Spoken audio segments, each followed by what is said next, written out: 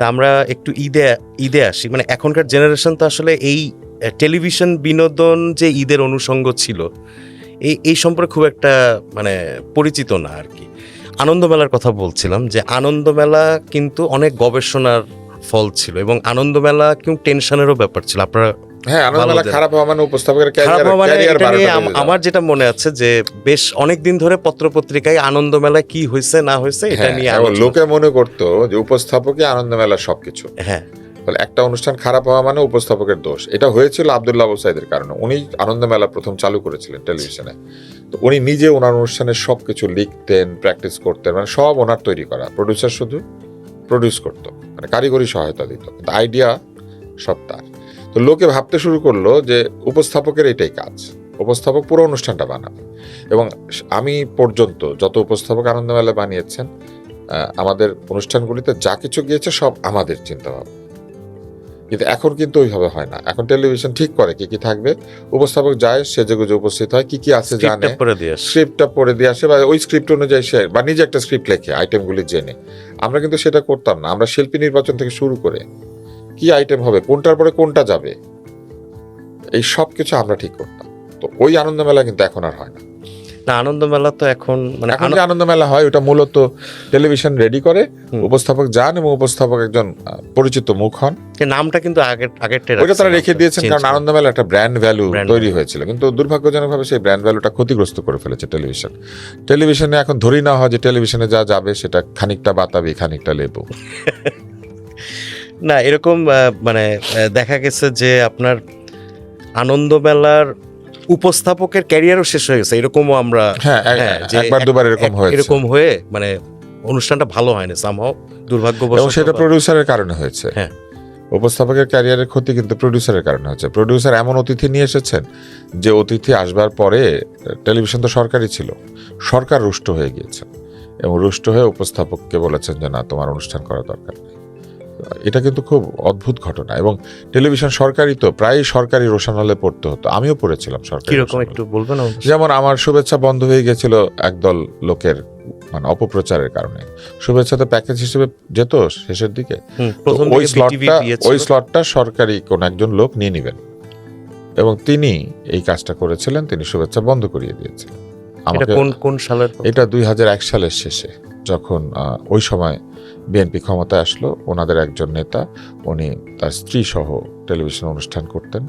তো উনি, ওনার একটা প্রোডাকশন হাউস, এছাড়া আরও লোকজন ছিল, সবাই মিলে ঠিক করলো যে এটাকে যদি বিদায় করা যায় তাহলে তো আমরা একটা প্রাইম টাইম স্লট পাচ্ছি। একটা প্রাইম টাইম স্লটের তখন অনেক ভ্যালু ছিল। আমার যতদূর মনে পড়ে ওই এটা বন্ধ হলো। বিএনপি নেতা খুব সম্ভবত এখন আর বিএনপিতে নেই। না, উনি পরে অনেক কিছু করেছেন, আমি নাম না বলি। কিন্তু যেটা ঘটেছে, পরে আমার সঙ্গে বন্ধুত্বমূলক আচরণও করেছেন অনেক, আমাদের সম্পর্ক কখনো অবনতি হয় নাই। কিন্তু ঘটনাটা তারা যে ঘটিয়েছিলেন আমি জানি। এবং ওই সময় যিনি টেলিভিশনে ডিজি ছিলেন, সেই ডিজিও আমার অনেক উল্টাপাল্টা কথা বলেছিলেন। উনি সবচেয়ে মজার কথা যেটা বলেছিলেন যে শুভেচ্ছা বন্ধ হয়েছে কারণ শুভেচ্ছা জনপ্রিয় না। 95 সাল থেকে যে 2001 সাল পর্যন্ত আপনি অনুষ্ঠানটা মনে রেখেছেন, তাহলে 2001 থেকে একের শেষ থেকে এটা 2026, আপনি 25 বছর যাবত অনুষ্ঠানটা মনে রেখেছেন, তাহলে অনুষ্ঠানটা নিশ্চয়ই এত খারাপ ছিল না। কিন্তু উনি বললেন আর কি, তখন ওনার পিয়ন প্রতিবাদ করে উঠলো, বললেন না স্যার অনুষ্ঠানটা ভালো। উনি আমার সামনে পিয়নকে ধমক দিয়ে বের করে দিয়ে বললেন, আপনি জানেন না কেন আপনার অনুষ্ঠান বন্ধ হচ্ছে? নির্দেশ এসেছে বন্ধ হচ্ছে। তখনকার তথ্য সচিব অনুষ্ঠানটা চালু করার জন্য চিঠি লিখেছিলেন, কিন্তু ডিজি তার চিঠি ফেলে দিয়েছিলেন, উনি সেটা চালু করেননি। এই ঘটনার মধ্যে দিয়ে তথ্য সচিব আমাকে খুব স্নেহ করতে শুরু করলেন। উনি বললেন যে আমি সচিব, তাও পারি না। ওনার নাম, যাই হোক, ওনার নাম মোর্শেদ, মারগুব মোর্শেদ। হ্যাঁ, উনি তখন তথ্য সচিব ছিলেন। উনি ডিও দিয়েছিলেন, চিঠি দিয়েছিলেন শুভেচ্ছা চালু করা হোক, তারপর ডিজি করে নাই। মজার ব্যাপার হচ্ছে সেই ডিজির সাথে আমার এরপরে বহুবার দেখা হয়েছে। ডিজি সাহেব কে ছিলেন? নাম বলবো? ওনার নাম ছিল নাজমুল আলম সিদ্দিকী। তো ওনার সঙ্গে পরে আমার বিভিন্ন সময় দেখা হয়েছে। আমি ওনাকে এটা মনে করিয়ে দিই না, উনিও মনে করেন না, বা উনি হয়তো পরে একটু অসুবিধাই বোধ করেছেন, কারণ কাজটা তো উনি ঠিক করেন না আর কি। কিন্তু 6-7 মাস পরে আবার ওই নিষেধাজ্ঞা উঠে গিয়েছিল আমার উপর থেকে, কারণ তারা বুঝতে পেরেছিল যে তারা ভুল করেছে। কিন্তু তখন আর আমি অনুষ্ঠানটা করতে রাজি হই নাই, কারণ শুভেচ্ছা করলে আমার লস হইতো। আমি যে আয় করতাম তার চেয়ে অনেক বেশি আয় করা সম্ভব ছিল আমি যদি অন্য অনুষ্ঠান বানাই। কারণ আপনার একটা অনুষ্ঠানের আমাকে পুরো মাস দিতে হতো, শুভেচ্ছা আমাকে পুরো মাস দিতে হতো, আমার নাওয়া খাওয়া হতো না। আমি দিন রাত পরিশ্রম করতাম, কারণ পুরাটা তো আমি তৈরি করতাম। ওই অনুষ্ঠানে যে কৌতুক যেত সেটা আমার লেখা। আমি তো আর কৌতুক শিল্পী না, তো আমি তৈরি করে কৌতুক শিল্পী ধরে এনে রিহার্স করাতাম। আমাদের যতদূর মনে পড়ে যে পাপ্পু সাহেব, হ্যাঁ, পাপ্পুর সমস্ত স্ক্রিপ্ট আমি লিখে দিতাম। এরকম আরো অসম্ভব আরো আরো জনপ্রিয় অনেকে হয়েছিল আছে। একসময়। আমি তাদেরকে আইডিয়া দিতাম, বলতাম আমি এই জিনিসটা চাই, এটা লেখো, এইভাবে এইভাবে লেখো, তো তারা লিখতো। একাধিক কৌতুক শিল্পী ওখানে এসেছেন যারা পুরোটা আমি তৈরি করে দিয়েছি। এমনকি আমি জাদু শিল্পীদের জাদু তৈরি করে দিয়েছি, কেননা জুয়েল আইচ উনি বিশেষ অনুষ্ঠান ছাড়া আসবেন না। এদিকে আমি জাদু দেখাতে চাই প্রত্যেক অনুষ্ঠানে, তাহলে কি হবে, আমি জাদু শিল্পীদের এনে আমি জাদু তৈরি করে দিতাম। এবং আমি এটা জোগাড় করেছিলাম সারা দুনিয়া থেকে, জাদুর সিক্রেট কিভাবে বড় বড় জাদুগুলি করতে হয়। আপনি এর সময় পেতেন? এবং এটা একটা মজার ব্যাপার হলো, আমি জিত করে ঠিক করলাম যে জাদুর সিক্রেট জানিয়ে দেবো মানুষজনকে, একটা করে বড় জাদু দেখাবো আর জানিয়ে দেবো। তখন আমাকে মুস্তফা কামাল সৈয়দ ফোন করলেন, বললেন না এটা করা যাবে না। কেন? বললো যে অসংখ্য মানুষ জাদু দেখায় বাংলাদেশে এবং তারা এই জাদুটা তাদের পেশা, এটা আপনি দেখিয়ে দিলে তো এটা তাদের পেশা নষ্ট হয়ে যাবে, আপনি এটা করবেন না। এটা হচ্ছে অভিভাবকত্ব, এটা হচ্ছে অভিভাবক হিসেবে একটা পরামর্শ দেওয়া। আমি বুঝতে পারলাম যে না এটা ঠিক হবে না, তো আমি আর দেখালাম না। কিন্তু আমি অনেক জাদু তৈরি করে দিয়েছি এবং সেই জাদুকররা মাঝে মাঝে মানে জাদু শিল্পীরা তারা এটা স্বীকারও করে যে আমি তাদেরকে জাদু তৈরি করে দিয়েছি। আমাদের প্রজন্ম মনে রেখেছে আর কি জিনিসটা। শুভেচ্ছা এই ঘটনাগুলো আমি কাউকে বলতাম না। কেন? কারণ এগুলো বললে লোকে ভাববে যে তুমি কি মানে এটা ফুটানি করো, তুমি পারো। আসলে কিছুই না, আপনি তো এটা শিখতে পারবেন। পৃথিবীতে জাদুর বই আছে। আমি ছোটবেলায় আমি আর আমার ছোট ভাই পিসি সরকারের কাছে চিঠি লিখতাম এবং পিসি সরকার আমাদেরকে বই পাঠাতেন পয়সা ছাড়া, বিনা বই পয়সা। পাঠাতেন? হ্যাঁ হ্যাঁ, আমার কাছে আমাদের 3টা বই আছে, উনি পাঠিয়েছেন। এবং ওনার ম্যাজিক সার্কেলের মেম্বার হওয়ার জন্য একটা ফর্ম আছে, ফর্মটাও পাঠিয়েছিলেন। অতি সামান্য টাকা, মনে হয় 80 রুপি বা এরকম কিছু একটা ছিল। এটা দিলেও না ম্যাজিক সার্কেলে মেম্বার হওয়া যাবে, তাহলে উনি অনেক জাদুর সিক্রেট পাঠাবেন। উনি একটা বই পাঠিয়েছিলেন, আমার মনে আছে, কেমিক্যাল ম্যাজিক। এইটা উনি আমাকে একটা বই পাঠিয়ে দিয়েছিলেন। উনি আমরা তো তখন একদম স্কুলে পড়ি, তারপরে সেই স্কুলের বাচ্চা তার কাছে চিঠি লিখেছে এবং তারা জাদু জানে দু একটা। আমি আর আমার ছোট ভাই জাদু করার চেষ্টা করতাম বাসায়, তো উনি আমাদেরকে এটা পাঠিয়েছিলেন। এই জিনিসটা এখন আর নাই বাংলাদেশে, মানে পৃথিবীর কোথাও আছে কিনা আমি জানি না, কিন্তু তখন ছিল। বড় বড় মানুষদেরকে চিঠি লিখলে উত্তর দিতেন এবং দারুণ পিসি সরকার অটোগ্রাফ সহ, মানে যখন পিসি সরকার ওইটার উপর লিখেছেন। কিন্তু পিসি সরকার কে এখনকার ছেলেমেয়েরা তো জানবে না, এই উপমহাদেশের অন্যতম সেরা জাদুকর। হ্যাঁ, মানে ওনার বাবাও ছিলেন। হ্যাঁ, এবং পিসি সরকার অনেক ভ্যানিশিং জাদু ছিল, ইলিউশন। উনি খুব শুধু প্যারিসের রাস্তায় আপনার চোখ বন্ধ করে অনেক কিছু উনি করেছেন, ইলিউশনিস্ট ছিলেন। তো ওনার ইলিউশনের বই পাঠিয়েছিলেন উনি। ভ্যানিশিং লেডি বলে একটা জাদু আছে, সেটা পাঠিয়েছিলেন, কি করে মেয়েটাকে ভ্যানিশ করা যায়। এই বইগুলো আছে আপনার কাছে? সম্ভব মানে থাকার কথা, হয়তো মলাট টলাট একটু ক্ষতিগ্রস্ত হয়েছে, কিন্তু থাকার কথা। কেমিক্যাল ম্যাজিকের কথা তো আমার মনেই আছে, আর ভ্যানিশিং লেডিটাও মনে আছে। শুভেচ্ছার আরেকটা, অনেকগুলি বড় বড় ইলিউশন ছিল ওই বইয়ের মধ্যে। শুভেচ্ছার আরেকটা মানে যেটা আমার মনে আছে সেটা হচ্ছে যে ওই সময়কার জনপ্রিয় 90-এর দশক তো ব্যান্ডের যুগ আর কি।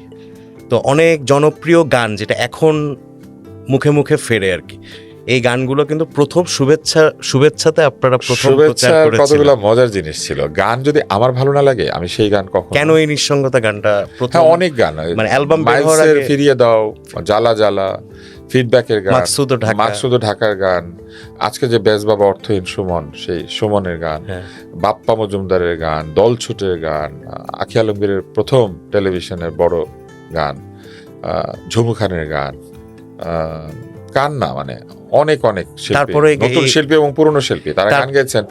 গান আমার নিজের ভালো না লাগলে আমি সেই গান কখনো দিতাম না। আরেকটা হচ্ছে, আমাকে টেলিভিশনের জেনারেল ম্যানেজার তখন ছিলেন মুস্তাফিজুর রহমান। তো আমি একবার তাকে গিয়ে একজন শিল্পীর নাম বললাম, উনি বললেন যে না, এই শিল্পী তোমার অনুষ্ঠানে আমরা অ্যালাউ করবো না। তাহলে কেন? তো ভালো গান গায়। বলেছেন না, ভালো গান গাইলেই হবে না, একটা দুইটা ভালো গান যার এমন শিল্পী আসবে না। আমাকে উনি বললেন যে তোমার অনুষ্ঠানের জন্য সর্বনিম্ন স্ট্যান্ডার্ড হচ্ছে শাকিলা জাফর। এটা বলেছেন? হ্যাঁ। আমি বললাম এটা কি বলেন, উনি তো অনেক ভালো শিল্পী। বলছে হ্যাঁ, ওইটাই হচ্ছে সর্বনিম্ন স্ট্যান্ডার্ড। তাই বললাম এটা নিম্ন কিভাবে হয়? বলেছে হ্যাঁ, নিজের স্ট্যান্ডার্ড যদি তুমি উঁচুতে সেট না করো তাহলে তোমার স্ট্যান্ডার্ড অনেক নিচে সেট হবে। তো আমি কিন্তু ওইটা মাথায় রেখেছিলাম। উনি বলেছিলেন শাকিলা জাফর, কনক চাপা, এরা হচ্ছে সর্বনিম্ন, আপনি চিন্তা করবেন, ভাবা যায়। হ্যাঁ, আচ্ছা। তো তখন আমি বুঝলাম, তখন আমি বললাম ব্যান্ডের গান আনি। তো ওই সময় কয়েকটা নতুন ব্যান্ড নাম করেছে, ডিফারেন্ট টাচ, তারপরে অবসকিওর। উনি বলেন না তো, মাইলস, সোলস। আমি বললাম কেন? আমি বললাম এটা তো টপ ব্যান্ড। বলছে হ্যাঁ টপ, তুমি মাইলস সর্বনিম্ন স্ট্যান্ডার্ড। হ্যাঁ, সর্বনিম্ন। আমি চলে গেলাম মাইলসের কাছে। আমি এমনিতে তারা আমাকে চিনতেন, কারণ আমরা মেডিকেলে যখন অনুষ্ঠান হতো নবীন বরণে, বিভিন্ন কালচারাল অনুষ্ঠানে আমরা তাদেরকে আমন্ত্রণ জানাতাম। ওখানে গেলে ওনারা দেখতেন যে আমি উপস্থাপনা করছি স্টেজে, নেতা গোছের ছেলে, দেখতে শুনতে মনে হয় ভালো ছিলাম তখন। হ্যাঁ, তো আমাকে চিনতেন ব্যক্তিগতভাবে। কিন্তু আমি চলে গেলাম, গিয়ে বললাম আমি টেলিভিশনে একটা অনুষ্ঠান করব এবং এটা ম্যাগাজিন অনুষ্ঠান, প্রথম অনুষ্ঠানে আপনারা গান গাইবেন। তো শাফিন আহমেদ, হামিন আহমেদ দুজনই ছিলেন তখন, মানাম। তো এরা সব আমাকে তাদের প্র্যাকটিস প্যাডে ডাকলেন। তারা তখন এয়ারপোর্ট রোডে, এখন যেটা ওই যে প্রধানমন্ত্রীর অফিসের রাস্তাটা, নিউ এয়ারপোর্ট রোড বলতো এটাকে, তো ওইখানে একটা বাড়ি ছিল, সাইদুর রহমান সাহেবের বাড়ি, শফিক রহমান সাহেবের বাবার বাড়ি। তো সেইটা ওনার সম্ভবত ঢাকায় 3টা বাড়ি ছিল, সংশয়, প্রত্যয়, আরেকটা যেন কি। তো ওই বাড়িটা উপরে একটা সাইনবোর্ড ছিল, আমি ওইটা দেখে চলে গেলাম, নিচে প্র্যাকটিস প্যাড। গেলাম, ওনারা আমাকে জিজ্ঞেস করলেন কয়টা ক্যামেরা থাকবে, কি হবে না হবে, মানে অনেক ফাপড় দিচ্ছেন। তা আমি বুঝলাম যে যেহেতু এত কিছু জিজ্ঞেস করছেন, তারা আসবেন। ওনারা কিন্তু আমার প্রথম অনুষ্ঠানে আসলেন এবং সুপার হিট ফিরিয়ে দাও আমারই প্রেম, মাহমুদ খুরশিদের লেখা সম্ভবত গানটা, সুপার হিট, মানে সেই রকম সুপার হিট। অনুষ্ঠানে ওই প্রথম অনুষ্ঠানে শাকিলা জাফর একটা গান গাইলেন, সেটাও সুপার হিট। তারপরে আয়ুব বাচ্চু গান গাইলেন সেকেন্ড অনুষ্ঠানে, সেই তুমি কেন অচেনা হলে। তৃতীয় অনুষ্ঠানে সোলস আসলো, কেন এই নিঃসঙ্গতা। চতুর্থ অনুষ্ঠানে ফিডব্যাক আসলো। তারপরে তো ওনারাই তারাই আসতেন। এরপরে আমি বুঝে গেলাম যে একেবারে অনেক ভালো না হলে আমি কাউকে ডাকতে পারবো না। পরে আমি যাকে আমার খুব ভালো লাগতো তার গান শোনাতাম আমি গিয়ে টেলিভিশনে, যা আমি একে আনবই, এবং আমি বাধ্য করতাম, কারণ তখন অনুষ্ঠান জনপ্রিয় হয়ে গেছে, আমি খানিকটা বার্গেনিং পাওয়ার অর্জন করেছি, এবং সেইভাবে আমি কিন্তু অনেক তরুণ শিল্পীর গান এনেছি এবং তারা সবাই সেই রকম নাম করেছে। আপনি বলেন, আমি যে সুমনের কথা বললাম, একটা ফেনোমেনন, তাই না? বেশ বাবা ডাকে তাকে খেতাব, হ্যাঁ খেতাব দিয়েছে। আপনি বাপ্পা মজুমদারের কথা বলেন, দলছুটের কথা বলেন, আখি আলমগীরের কথা বলেন, তাই না? এই অনুষ্ঠানটাই আপনার কণা আমার একটা ম্যাগাজিন অনুষ্ঠানে গান গেয়েছে, এটা অনেক পরে, শুভেচ্ছা বন্ধ হওয়ার পরে কিন্তু গেয়েছে।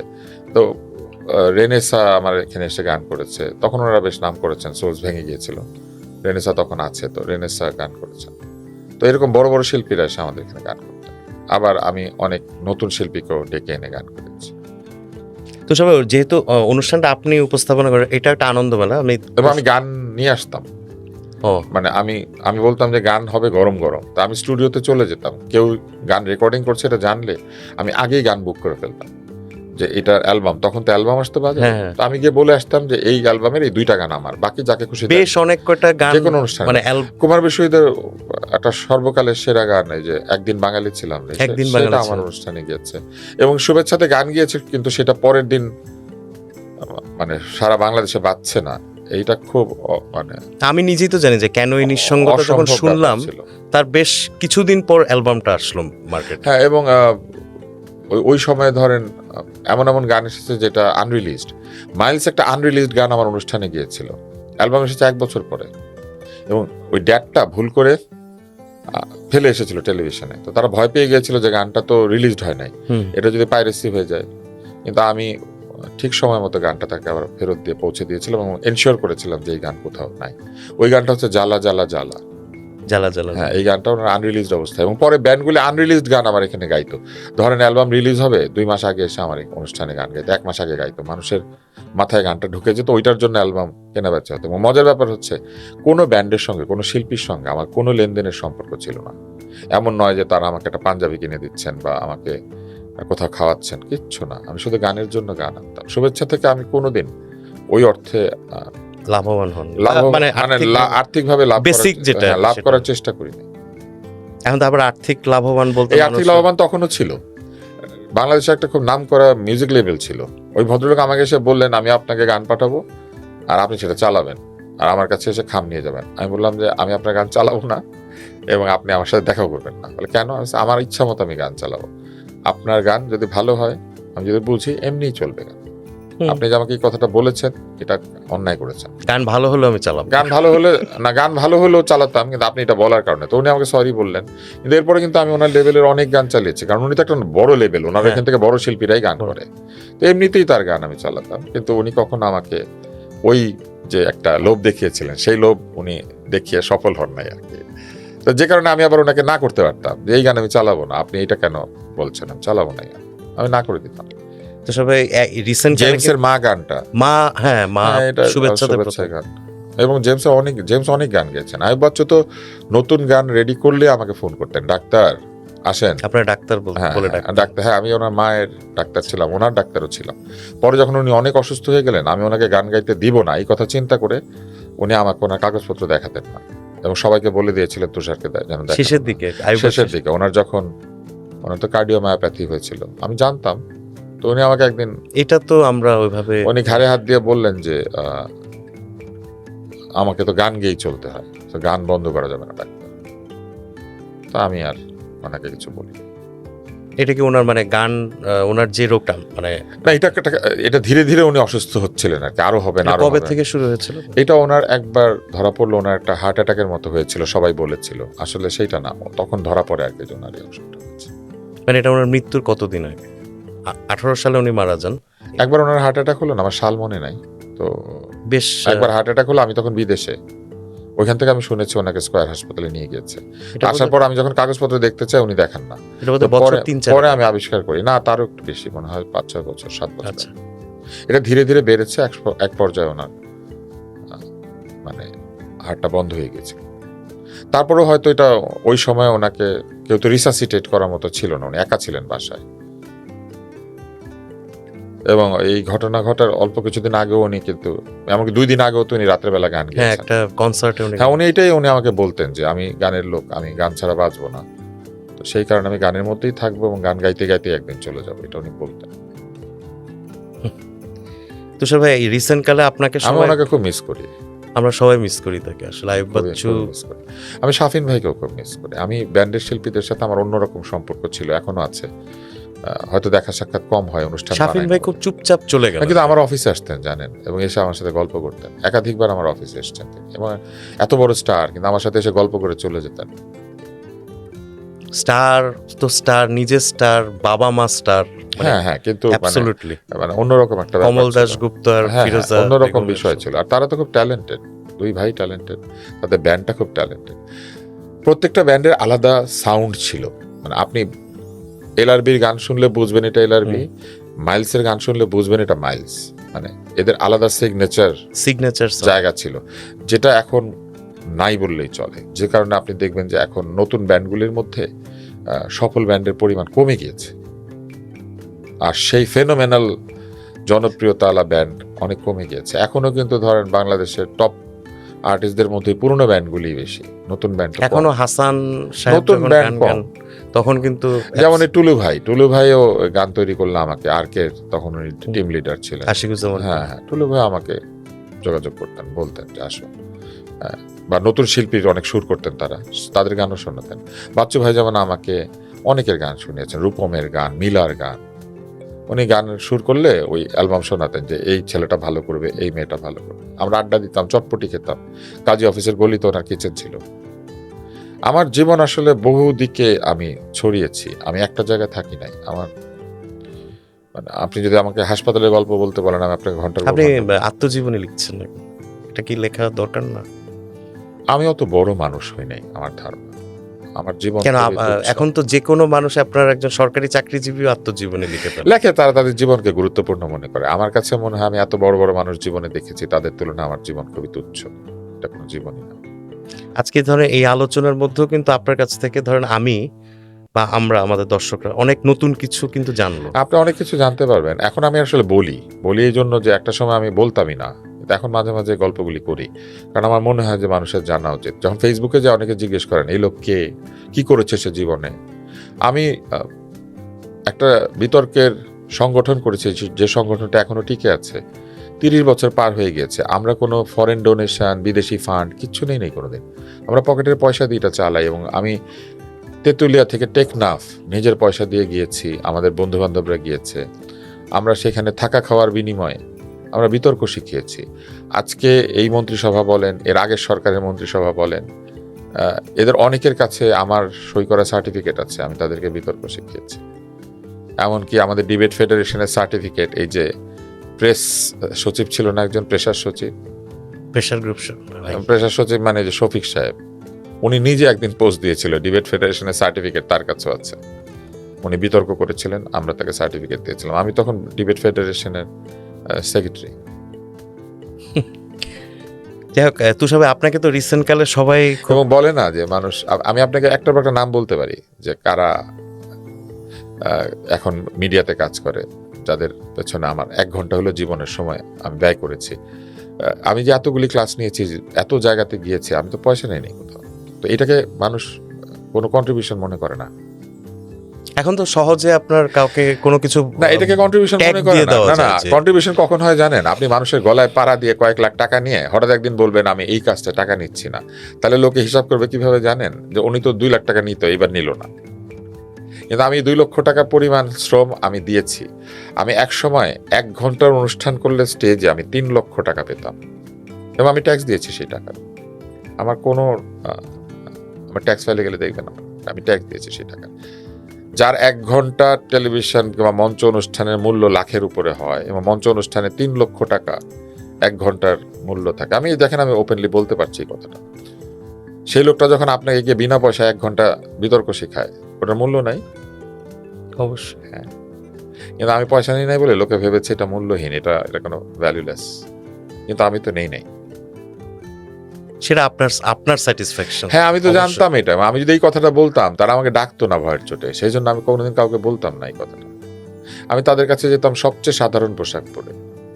আমি বিতর্ক অনুষ্ঠানে গিয়েছি সবসময় আমার সবচেয়ে সাধারণ পোশাকে, কারণ আমি চেয়েছি যে তারা আমাকে আলাদা কিছু না ভাবুক, তারা ভাবুক তাদের মতো একজন এসে তাদের সঙ্গে কথা বলে। এগুলা আমাদের দেশে সবচেয়ে বড় কথা কি জানেন? আমাদের দেশে আপনি যদি একটা ঢোল আগে কিনতে পারেন আর পরে যদি কাজ করেন, তাহলে আপনি পুরস্কার পাবেন, পদক পাবেন। আপনি যদি বহু মানুষের জুতা চিনেন, জুতা, হ্যাঁ, তাহলে আপনি পদক পুরস্কার পাবেন, কারণ আপনি তো গিয়ে সেই পদসেবা করছেন। কোন ব্র্যান্ডের জুতা পরেন তারা? হ্যাঁ হ্যাঁ, পদসেবা করছেন। তো পদসেবার বিনিময়ে এই দেশে সব জোটে। আমাদের দেশে পদক মানে পদসেবার বিনিময়ে পাওয়া একটি বস্তু। আপনি এই কারণে দেখবেন আমাদের পদকগুলি সব ভ্যালুলেস হয়ে যাচ্ছে, আমাদের পদকগুলি সবসময় বিতর্কিত হয়। এর কারণ হচ্ছে আমাদের পদক ভালো মানুষদেরকে খুঁজে বের করে না, 2-4 জন ভালো মানুষকে খুঁজে বের করে তার সঙ্গে 12-13 জন পদসেবাকারীকে এটা দিয়ে দেওয়া হয়। আমাদের এখানে পদক এক ধরনের উপঢৌকন।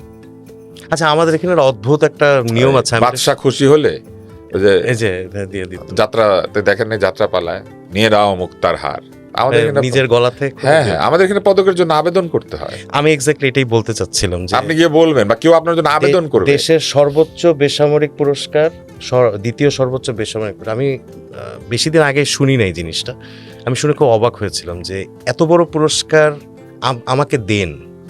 আমাকে দেন, অথবা কেউ আমার হয়ে বলবে তাকে দেন, তাকে দেন। ধরেন বাংলাদেশের একজন লিজেন্ড, উনি কোনোদিন পাননি, তাকে দেন বলতে হয় কেন? আপনি আমাকে উনি কেন বলবে বা কেন বলতে হবে? তাকে দেন কেন বলতে হবে? আপনি আমাকে বলেন না। তারা কি বলবেন জানেন? উত্তর আছে, বলে নোবেল পুরস্কার তো মনোনয়ন দিতে হয়।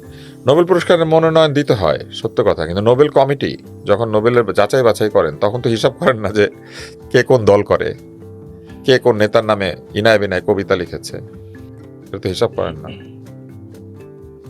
তো সবাই কে কার বাবা, এটা তো হিসাব করেন না।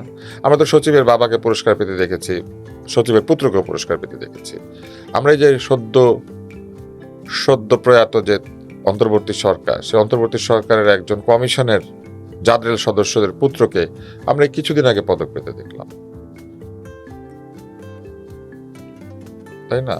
কিভাবে পান? ওনারা ক্ষমতায় থাকলে কেন পদকটা পান, ক্ষমতায় না থাকলে পান না কেন? তখন হয়তো তাদের দেখার এটা তো একটা প্যাটার্ন। আপনি লেভিট এবং ডাবনারের একটা বই আছে, ইকোনমিক্স, আপনি প্যাটার্ন দেখলেই বুঝবেন যে ক্ষমতায় যে যখন থাকে তার লাল্লু পাল্লুরা পদক পেতে থাকে। এই পদকের ভ্যালু কি? এই পদকের কোনো ভ্যালু নাই। এখন পদক পাওয়া লজ্জার বিষয়।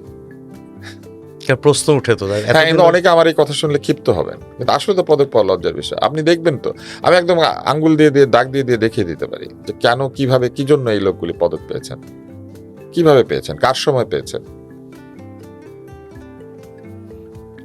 তো সবাই আপনাকে সম্প্রতি বলে না, দণ্ডিতের সাথে দণ্ডদাতা জবে কাঁদে, তাই না? এখানে পদক প্রাপ্তর সাথে পদক দাতা যখন একই সাথে লজ্জা পায়, ব্যাপারটা এখন এরকম হয়েছে। কারণ আপনি দেখেন বাংলা একাডেমি পুরস্কার বিতর্ক, প্রতিটা 21 পদক বিতর্ক, কাকে দিচ্ছে মানুষ বোঝে না, কেন পেল? আপনি একটা পদক পাওয়ার পর যদি মানুষ না বোঝে কেন পেলো, অথচ এই দেশে কত মানুষ আছে যারা পদক পাননি এখনো পর্যন্ত, কত লিজেন্ড আছে হ্যাঁ। আর কি। এবং আরো একটা মজার ব্যাপার, আমাদের দেশে পদক প্রত্যাখ্যানের ইতিহাস খুব কম। পদক পেলে মানুষ এত খুশি হয়ে যায়, আবার পদকের সোনাও চুরি করে।